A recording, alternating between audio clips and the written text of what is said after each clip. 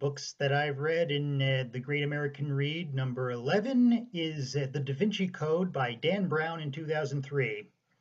This book sucks. I'm not going to waste any more words trying to avoid that fact. The Sturgeon's Law goes that 90% of anything is crap, and unfortunately, that even holds true to what's supposed to be the 100 best books of all time, as chosen by the people. So you really let us down on this one, guys, and unfortunately, it's not the only one on the list.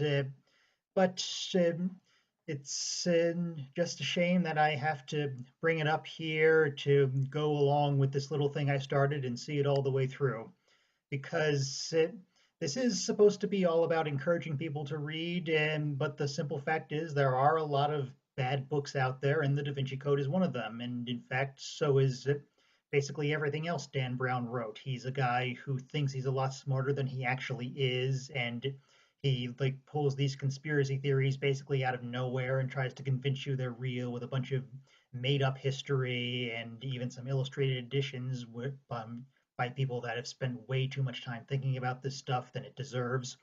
And the one good thing that really came out of it was that lawsuit where people tried to claim he ripped off their idea, but then they ran into how you can't copyright historical facts. So either they had to drop the lawsuit or admit that they were making the stuff up themselves, and they chose to drop the lawsuit. So that was pretty fun for all involved in watching it. But otherwise, this is just a bunch of random stuff thrown together to vaguely resemble a story starring a protagonist with no character to him who only exists to spout out the things that Dan Brown thinks sound cool. And you might just come out of it a little less intelligent than when you started because you might actually be driven to believe some of the stuff unless you look it up for yourself. And it's even spawned a reasonably successful movie franchise, from what I understand. I've only seen the first one, and that was enough. And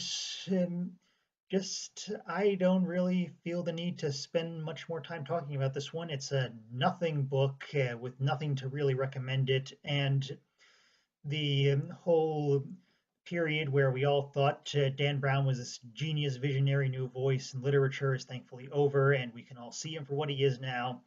And he'll probably never get much respect again. And that is all you can really hope for with these like writers that have just become a flash in the pan on their sheer audaciousness, but with nothing really to back it up.